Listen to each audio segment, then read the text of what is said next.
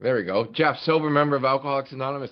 You know, Christiana, introduce me, but we've never spoken before, really, right? So what are we going to say here?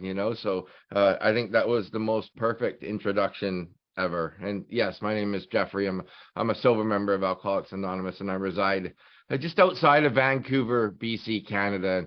And where is Vancouver, BC, Canada? It's where I'm hopefully going to meet every one of you in about 2 years at the International Alcoholics Anonymous International, because it is just right there. I'm looking at where there's going to be 75,000 sober alcoholics, where we all get to say the Serenity Prayer at the same time, and what a moment that's going to be. But it's good to be here. I really hope that Chuck D was supposed to speak here today, and he had to cancel for whatever reasons that was. I really hope that he is well. And I do understand that even though Glenn's not here, he's here in spirit, as he always is at this meeting whenever I'm here. And what I know of Glenn, what he's doing right now, is he's practicing page 19. And what does it say on page 19 at the top? It says that a much more important demonstrations of these principles needs to practice at our respective homes, occupations, and affairs. And that's exactly what this guy's doing. There's a lot of us that just love that man. And even though I've never met him, I'm grateful for what he's done in AA as a whole. All right, so let's get this thing going. I don't have notes. I don't like taking notes, because what it does, it allows me to freeze up, because I'm going to miss a bunch of things. So before I joined in, I just sat in silence. I got in touch with my God, and I set aside everything I think I know, but everything I think I know that's going to happen in the next hour, and hopefully so that I can have a new experience and remain teachable. So this is where I'm going to get started. Is I'm going to bang around a bit in my life before alcohol and during alcohol, and then after alcohol. So that is what Jeff was like, what happened, and what Jeff is like now. And I'm also probably going to quote a couple pages out of the big book. There's some people that just don't like the quoting out of the big book. I do. I love it. I love it so much. And the reason why I love it so much is that or the only reason why I feel that I can do that is through experience. Yeah, you can have a lot of knowledge in AA, and you're going to hear that in my story, but the lacking of the experience, it may or may not be a good thing for someone of my variety. So I'm going to jump into when I was 6 years old. 6 and 7 years old, I found myself at the children's psych ward, the children's hospital, for two-week stints, not knowing why I was going there. And the reason why I say this is because I'm slowly, in a general way, letting you people know the uncovering and discovering that I found in the 12 steps of AA. So what that did, being at the children's psych ward all by myself at such a fragile young boy's age, with no one there except for my parents or brothers would come and visit me once in a while, sort of thing. But what it did is I got so lonely. I got so fearful. I even had a little bit of resentment, like, why am I here, sort of thing, right? So these old beliefs and these old ideas started to surface. They started to morph into something that even though they're defects, but they carried me through life as a young kid. They kept me safe. But then eventually they did exactly opposite of that. They got me insane, right? So when I moved forward to when I was 13 years old, still no alcohol ever yet. And by the way, I grew up in a middle-class family, so a mom and a father and an older brother and a younger brother. So my parents had 3 boys, and I'm the middle one. That doesn't make me alcoholic. And that I was born with a crazy straws and umbilical cord doesn't make me an alcoholic at all either. But when I was 13 years old, and this is crazy how I still remember this. It was Friday at 8:36 in the morning. 8:36 in the morning on the dot. I'm going into grade 8. So up here in Canada, or at least in BC, the school system is from kindergarten to grade 7, and then grade 8 to grade 10, which is junior high, and then grade 11 and 12, which is senior high. So I'm fresh out of grade 7 going into grade 8 to a massive school. And I grew up with pretty much only 2 friends, right? So I'm going to this place that is a little bit scary. All I want to do is fit in. and all that stuff. And then that Friday at 8:36 in the morning, I got hit by this speeding truck, and I did an endo over my handlebars, landed flat on my knees, but I picked myself up with just a scrape on my knees. But the significant thing about that is when I stood up, I heard a loud pop. And what that was my brain. And my brain said this to me. It said, that was close. And if I'm going to die or pass away anyways, no matter what the cause, why am I even alive? And what that is it brought the 6 and 7-year-old back, and it brought me into a really deep place of depression. I didn't know what life was. I didn't even know if I wanted to live. I'm going to die anyways. Why? You know, so that's how I lived my life. So I needed an escape, and I found it. And this saved my life. And what it wasn't even alcohol. It was theater. It was acting, and it was drama. And what that allowed me to be and do was to be and do anything for 1 hour a day. I got to be anything I wanted to be. I got to make believe this life, this scenario, this person, even institutions and principles. I got to make it all up that would suit me.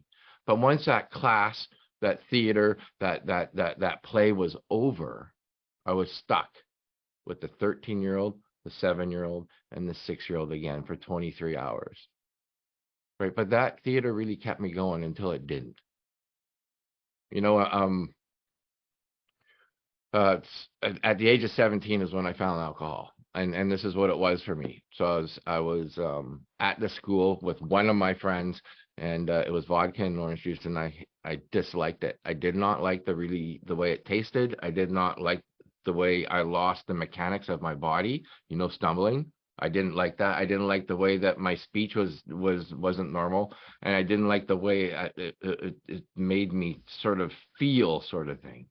But you know, you hear it in AA, you hear it all the time. But I knew the following day, after I had this massive headache, that you know, maybe I did it wrong, but I'm going to do it again. I'm going to try this again. And I did, but it was quite some time later. A few months later, I tried it again, and it was different, and it was good, and it was relaxing, and I got a sense of ease and comfort that happened after a couple drinks. And then my drinking snowballed. So it went from once to a couple months later, and then it came to be about every Friday a month. Once a month on Fridays, I met the new clan of about maybe 6 to 8 friends, these close guy friends that I'm super close with today still. We started to experiment with alcohol, but we never drank just a couple drinks. All of us, we drank and got drunk pretty much every single time, and that escalated to now it's every Friday and every Saturday every week. The progression has started, right? But we're all in this. I thought it was kind of normal, you know. And then when I was 18 years old, so over the span of the year, I was a weekend drinker sort of thing. And at 18 years old, I had my older brother's expired ID, and we ended up, me and the boys ended up downtown Vancouver in the nightlife, and we're at this very, very popular nightclub in downtown Vancouver, and I'm in there. We're getting drunk, and I'm playing foosball, so table soccer, with this guy. I don't know who he is. And this guy, he's older than me, and I found out he was the owner of the bar. I love this bar. Like I when I walked in there, I'm like, this I've never seen anything like this. Like, this is loud music, lots of people, you know, from all over the place. I'm just like, this is better than a house party. This is just awesome. So I went up. I'll just call the owner of the bar. His name, we'll just call him Timmy. I'm like, Timmy, if I beat you, you have to hire me. So this was a Friday night. The legal drinking age is 19. I'm 18, drunk inside this guy's establishment. I beat him, and I started slinging beers the next day, which was a Sunday. So I got hired in the nightlife of downtown Vancouver, underage, as a bartender. And boy, did I arrive. It was so fantastic.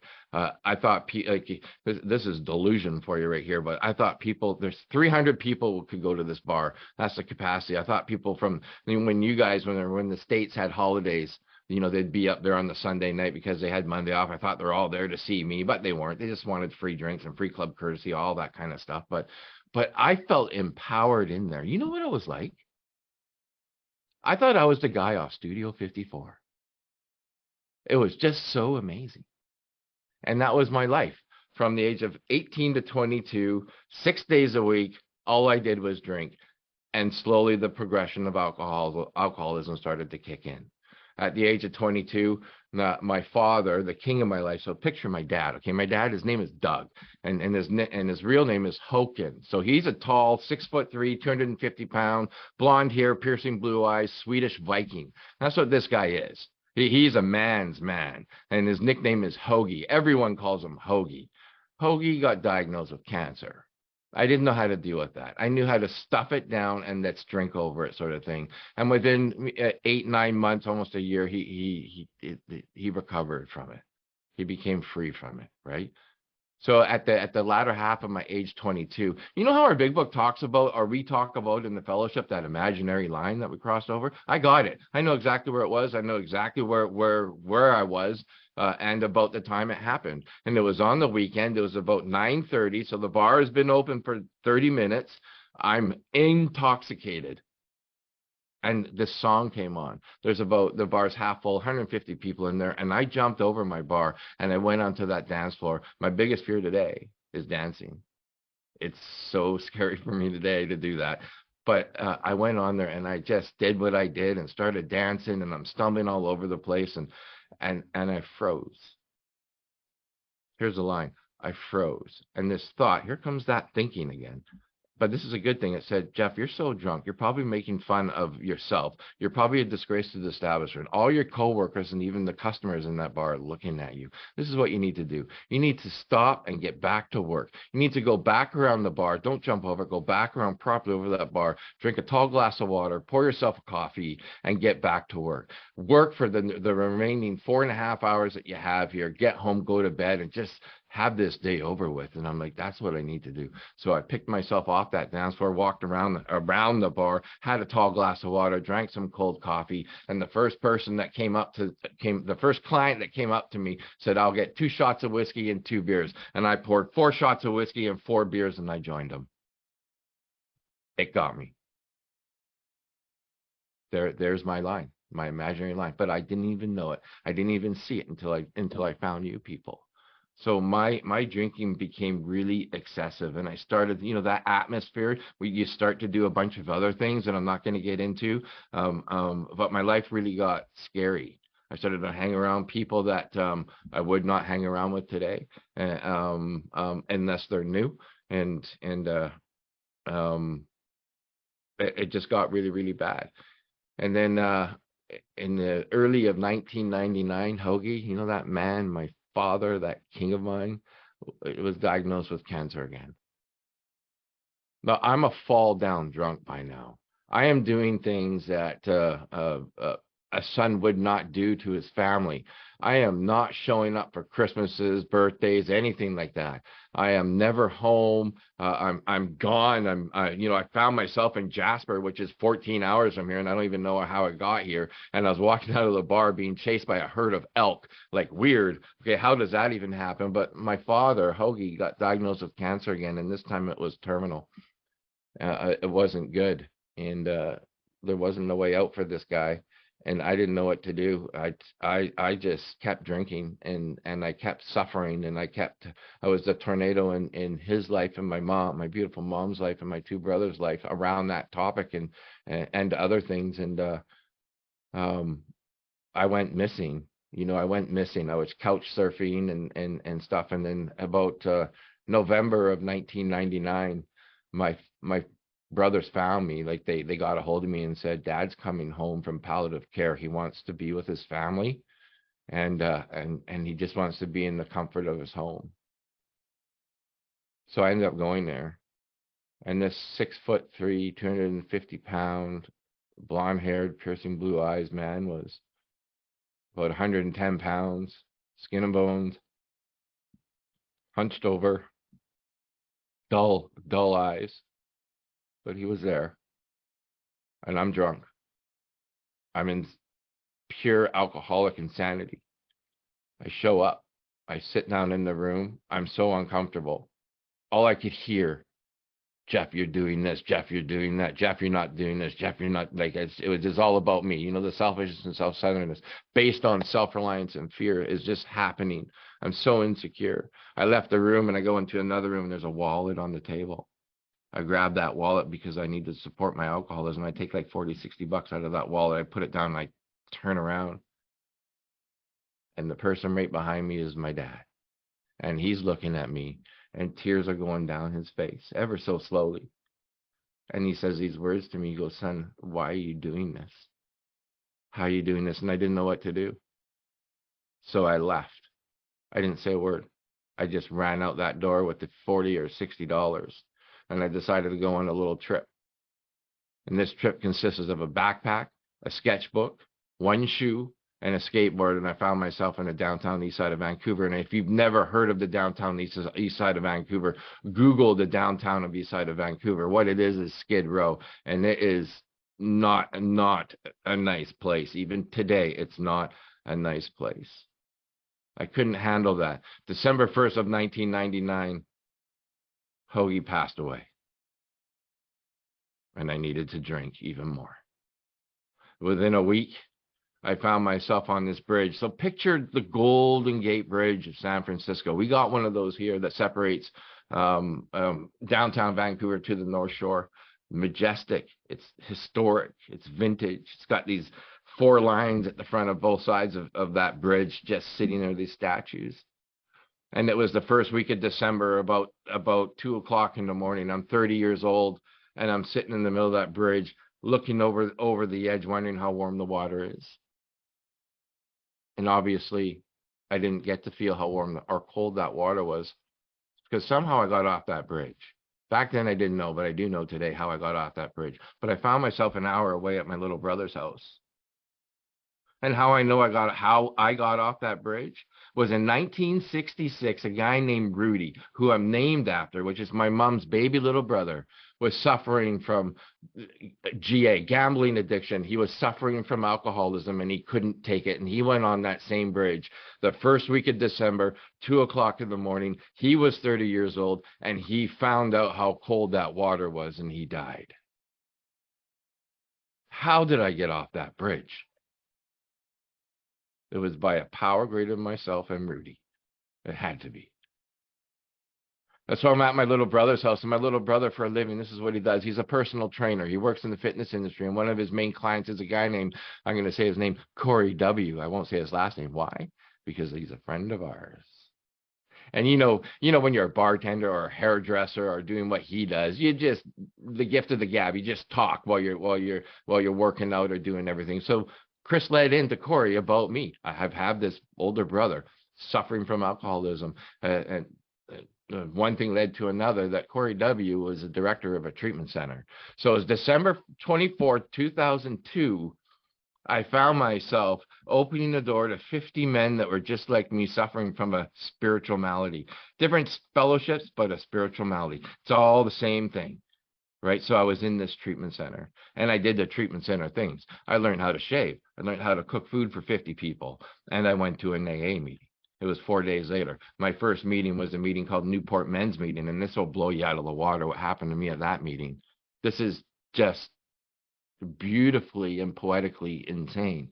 Is that when I got off the druggy buggy, I went inside that door, and there's this guy with a big beard, overall pinstripe but these bright galoshes.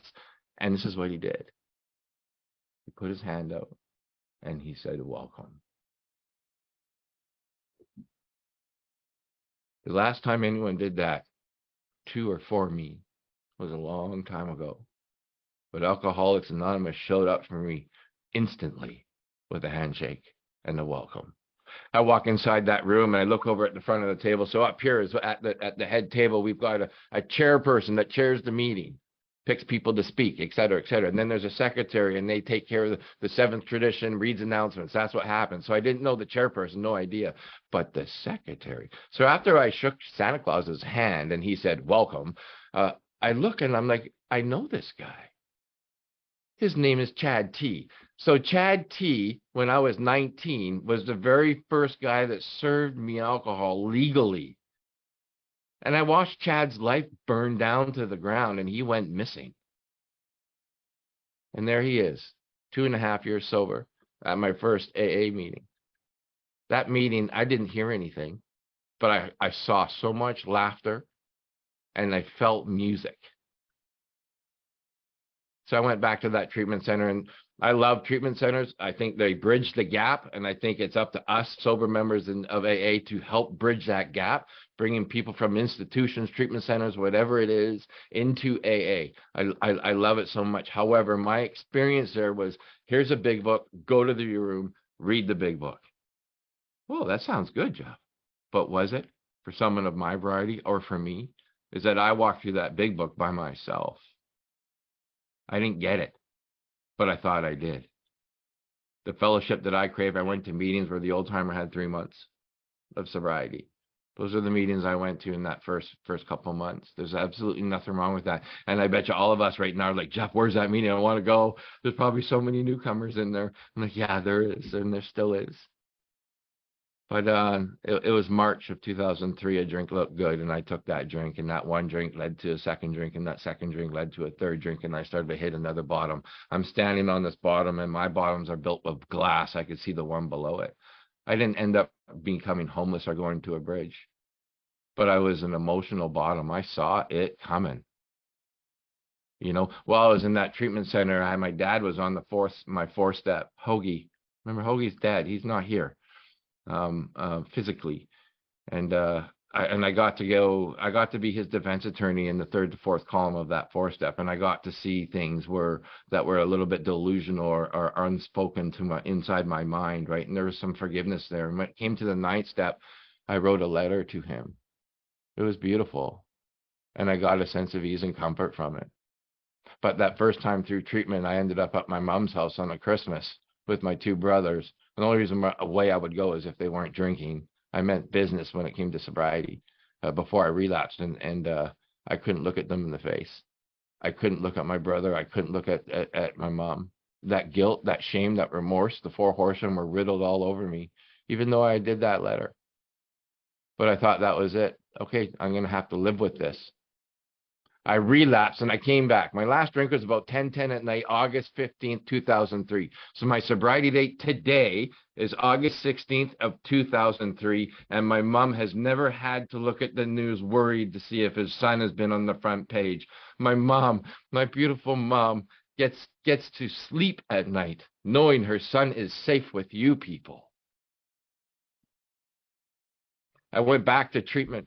I made a phone call. That treatment center said you should have got it the first time and hung up the phone. So I phoned Corey W. and he said, I'll get you back in here. Get in here, come on the couch. And I started to do the treatment center things, but then I dug my teeth into you people, into AA. I went and met Mr. Galoshes with Santa Claus, and I hung out with Chad, and I started to do AA, and I started to get lit up, and I started to go through the 12 steps of Alcoholics Anonymous again. And this is what it looked like this time. Steps 1, 2, 3. I'm going to do it with you in 10 seconds. Jeff, are you an alcoholic? Yes. Do you believe in a God? There's something out there. Okay, get on your knees and pray. And we did. And I moved into step 4. I didn't get it again. I missed so much stuff. Not that there's anything wrong with that. People do whatever it is they're going to do in AA and sponsor people the way they are. But for someone like me, it wasn't enough. I missed the root of my problem. I missed a requirement in the 3rd step. I missed a broad and roomy and all-inclusiveness in the 2nd step of that came to believe, you know. I missed the insanity. I didn't understand the second part of step 1, where I have this aberrant mind that insanely convinces me that I can safely take that first drink, even when there's not a cloud on the horizon. I didn't get it. So I didn't drink, but I stayed sick in AA. And then a miracle happened. Page 119 in the 12 and 12 was put right in front of me. Jeff, what's on page 119 in the 12 and 12? When boy meets girl on AA campus. Yes. And I get when they say, don't date in the first year. I understand what they mean, because right below what I just referenced on page 119 and 12 and 12 tells us why. We got to make sure that we are well enough in our recovery to be able to take on a healthy relationship, to be able to provide for a healthy relationship, to be able to receive in a healthy relationship. So what that did, it's beautiful. Her name was Brandy. Yes, this alcoholic had to marry a beautiful woman named after alcohol, but we're still together today. We're 20 years into this, me and this woman with 3 babies. Oh my Lord, like, wow, there's a gift in sobriety right there. But what it did is it took away from my AA, that beginning with her, and I would rather watch The Notebook than go to an AA meeting. I'd rather snuggle on that couch and watch The Notebook than go to an AA meeting, right? And that's what we're talking about. Don't get into a relationship in your first year. But I also understand that I'm not an arbiter of anyone's conduct in relationships, right? So I stayed sick. So this is what happened to me in sobriety. I did the steps once, and it was not. I thought I did a great job, but I didn't understand it. I didn't even know 6 and 7 because it's only 14 lines in our big book, and that's all it was for me then. And old beliefs and old ideas started to crop in again. Fear, a little bit of lying, calling in sick for work when I'm not sick, all that kind of stuff. And then God graced us with a little boy. His name is Jeffrey. I didn't name him. That would have been ego. Someone else named him. He changed my life. That boy changed my life. And then moving on into sobriety. So I was kind of like in and out. I wasn't in the middle, but I was still involved with you people. I'd go to meetings once, twice a week sort of thing. I'd sponsor people, but I didn't know what I was doing. It was more so like get on the couch and tell me your feelings kind of sponsorship. It was not good. I remember I was sitting in the back of this meeting. Now little Oliver is born, so we have 2 boys. I'm about 8 or 9 years sober. And I'm sitting in the back of the meeting. If you're from Florida, you'll hear this. This isn't mine. This comes from a son of a gun. If you guys can figure out who that is, son of a gun. But he says to me, the back of the room is a shoe section, and that's where the slippers, loafers, and the sneakers hang out, by the back door. And that was me. And this guy named Charles S., and I really hope you people get to meet this man. He came at me at the back of the room in a gentle, poetic way, and he introduced himself, and I'm like, Charles, I know who you are. And I got so much relief by him coming to talk to me. And he said these words, Jeff, can you bring your big book and meet me this Monday, and we're going to let me take you to the 12 steps of Alcoholics Anonymous across the table from each other. And we did. And I had a massive spiritual experience. We went word for word, line for line, went back if I didn't see anything, brought in the 12 and 12 for 6 and 7. We just gathered so much knowledge, and I had a huge experience. Back to step 4, my dad's still on there in step 4, resentful towards my dad. And we worked through it with grace into the 4th column, and there's so much forgiveness. And I could see where I was to blame around that. And we brought that forgiveness into the 9th step. The 9th step. So this is what it looked like. I told him about it. And he said, well, you know what we're supposed to do? And it's talked about on page 80 of the big book, is that we're supposed to secure consent. I'm like, how am I supposed to get consent? My dad is dead. Like, he died 9 years ago, Charles. And he goes, well, what's close to your dad? I go, my mom. And he said, there it is. He goes, spend some time with your God and ask him what to do around this amends. And God showed up. And this is what God told me to do. Phone your mom. Get permission from your mom. Ask your mom if it's okay if you can go and meet her. So, because you need to make some amends to her, right? So I did. She said, of course, son. Of course. I end up at her house. And my dad, when he was passing, like the month prior, after palliative care, after when I took the wallet thing, he carried around this massive pillow.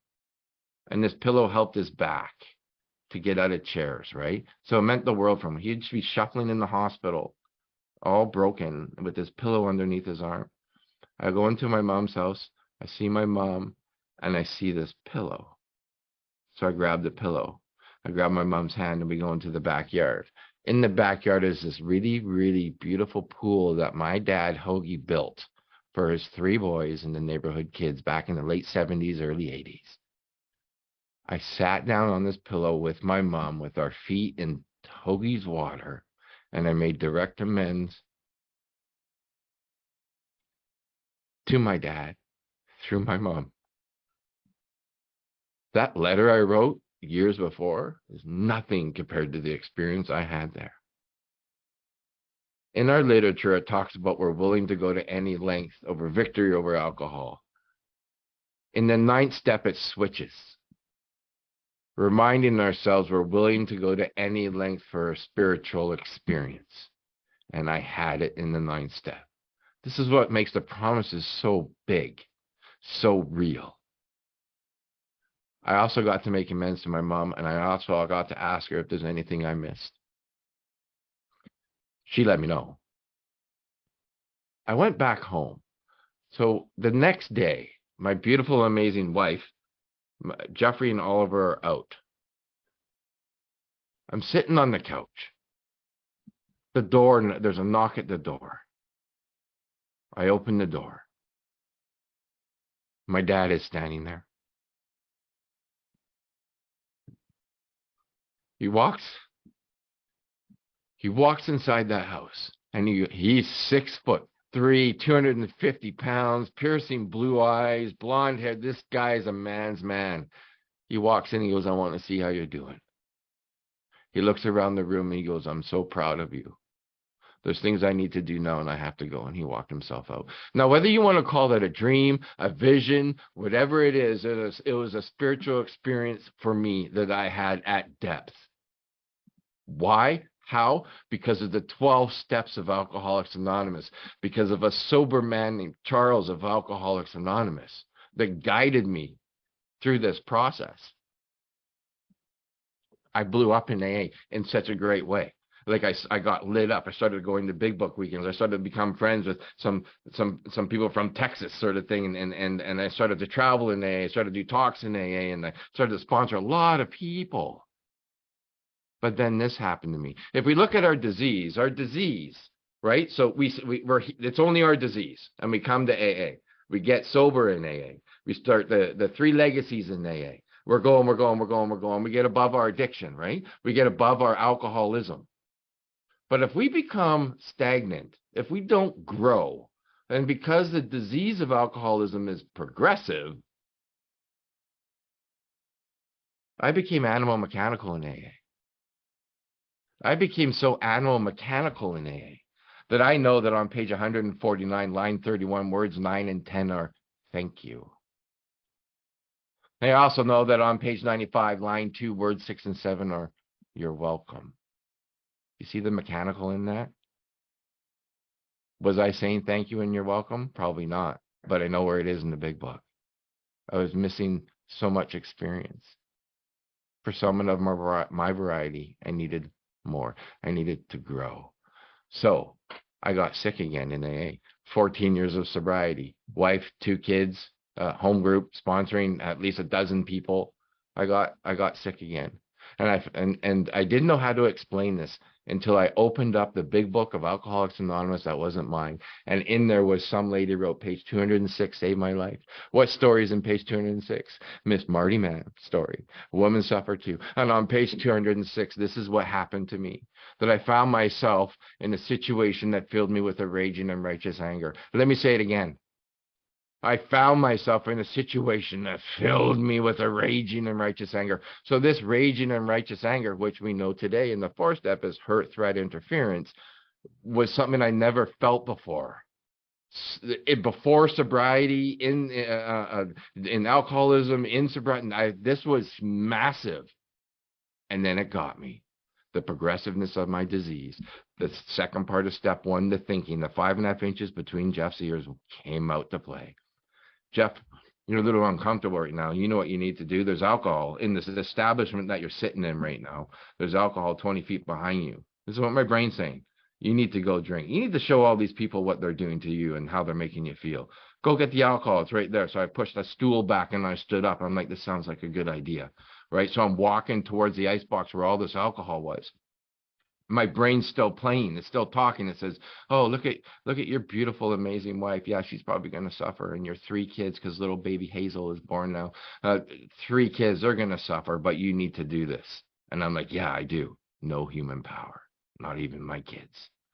I kept going towards this icebox. I'm like 5 feet away from where a lot of alcohol is, and my brain is still going, it's Friday, Jeff. Go back to your home group on Monday. Do this for 2 days. Yeah. And I did. But this is what happened. I found myself past that icebox inside a bathroom, looking myself in the mirror. And as soon as my eyes locked my eyes in that mirror, I broke out in a cold sweat. I never got to the alcohol. Something carried me to the bathroom. And I heard it. This voice said, Jeff, you can go do that or you can come find me. On the bottom of page 43, it says, except in few rare occasions or cases. This is it. I've only had one rare where I white knuckled it that night. My defense must come from a higher power. What do you think that voice was? I white knuckled it that night, and I forced myself to lock. When I got home, to lock myself in the room, and I went to AA the next day. And what happened? Okay, I've only got like 10 minutes left. What happened in this AA the next day? It was called the Richmond Roundup. It was a roundup of 300 people. I'm sitting there, still animal mechanical, almost died the night before, almost drank the night before, almost burnt my life down to the ground before, almost went bridge hopping the night before. I walk in there looking good with this big book tucked underneath my arm, and I'm not letting you people know what happened. I had so much guilt, riddled with fear. I sat myself down by myself at a table. I'm sitting there doing nothing. I'm so stuck in a paralyzed mind. I can't move. I can't talk. But I know I needed just to be in AA. And this guy in a suit like me, wearing a tie, his name is Tim W. He comes and sits down beside me, and he just starts talking about nothing. We were just talking about nothing. And then another guy, my sponsor today, Mr. Marty J., the sensitive one. I love this man because he changed the past 6 years of my life. He sat down. He knew Tim. They started talking, and they brought me into the conversation about nothing. We weren't talking about, I don't even know what we were talking about. And then another guy comes and sits down. He's wearing a suit too, and a tie. He knows Marty. He knows Tim. So there's me sitting at this table full of current agnosticism, current fear, in sobriety, Tim W., Marty J., and the guy that wrote Grounded in the fourth edition of our big book, Lyle P., surrounded me.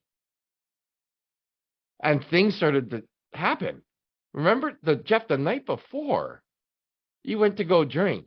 God showed up and said to come find him. And now you're at this roundup. The chairperson of that roundup goes, we have a treat for you. We flew a guy in from Portland, Oregon. His name is Tim W. Suit man number one. He goes up there and tells his story. And wow, can I relate to his story? The situations and circumstances are different, but the feelings and what we did and how we drank were exactly the same. He sat down, and I'm sitting there going, what is happening here? The chairperson goes back and goes, okay, we have a treat for you. A local speaker, Marty J., is going to do a talk on 6 and 7. I'm sitting beside these three guys, right? And Marty pushes his chair back, stands up. Remember, I'm the guy that's not showing, big book under the arm. I tug on his jacket. I go, Marty, how are you going to do this? He's 41 years of sobriety at the time. How are you going to do this? It's only 14 lines in the big book. How are you going to talk about 6 and 7 for an hour and 15 minutes? I think about that. I'm like, who am I to say that? He went up there and he introduced himself. And he said, my name is Marty J. I'm a sober member of Alcoholics Anonymous. And he goes, a handsome young guy just came up to me and asked me how I'm going to do this. And he stared at me and he said, watch.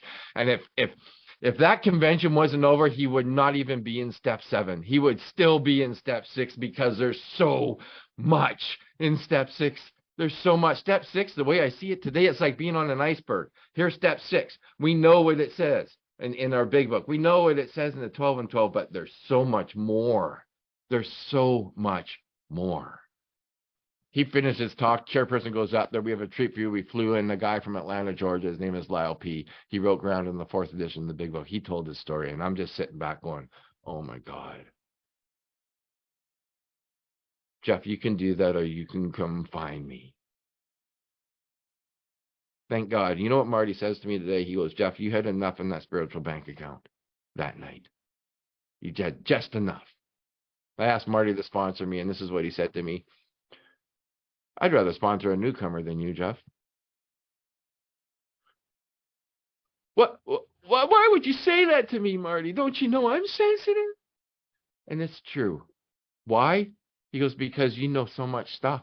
I've heard you in meetings. I hear you talk. You have a great delivery. You have a great story. But you know so much stuff. So this is what you're going to do. If me and you are going to work together, you're going to have to set aside everything you think you know about the big book, about sponsorship, about the 12 steps, and about God and yourself. So you can have a new experience and remain teachable. And I did. And I had a massive experience in that 3rd step with this guy. I had a massive experience. Jeff, what does your God look like? What do you mean? He goes, what attributes does your God need to have in order for you to trust him? Huh. loving, kind, open-minded, for me, humorous, forgiving, powerful. There it is. That's what God wants me to be. So if I can be kind, loving, a little bit funny, humorous, compassionate, if I can be that, the doing automatically happens, and that's God's will right there. The experience I had with this man was outstanding. You got to watch out who you sponsor, because after I went through the 12 steps, he goes, "What are you doing Friday?" I'm like, "I don't know, sir. Do you want to hang out?" He goes, "No, you're going to Kamloops, which is a 5-hour drive, and you're the Friday night speaker. Enjoy." I'm like, okay. Well, so that was my first introduction to talking for more than 5 minutes. And then he said this to me. He goes, "Jeff, it's not about trying to impress the crowd. It's about that one person that is going to hear something that you're going to say, that they might have heard a million times, but you're the person that they're going to hear." And he goes, "Sometimes there isn't even that one person. Sometimes you need to hear yourself." And it's so true. There's so many times where I'm speaking out loud and I'm going, you know, am I doing that? Or whatever it may be. So at 15 years sober, I got Mr. Marty J as my sponsor. I've gone through the 12 steps of Alcoholics Anonymous in depth and an emotionally sobriety level. And I found myself in the situation. Page 206, Marty Mann's story. Again, very, almost the exact same scenario. But I had found a solution. And this is what it looked like for me. My brain didn't say, "Icebox, bunch of beer, you need to do this." My brain, through my heart, said this: "I'm willing to be willing." Hurt and threat coming at me. I'm willing to be willing. Hurt and threat still coming at me. So I'm willing to be willing. I'm step 16 right now. I never did this before. I'm willing to be, nothing's changing because I'm just getting to entirely ready. This hurt and threat, this interference is literally 12 inches from my face. And then I said this: "God, show me what you want me to do." I went to step 7. That voice I was in the bathroom showed up again, and he said, "Tell this person you love them." And I said, "I love you." And this person backed away. The hurt and threat started to dissipate. And this person started to cry. Tears were strolling down their face.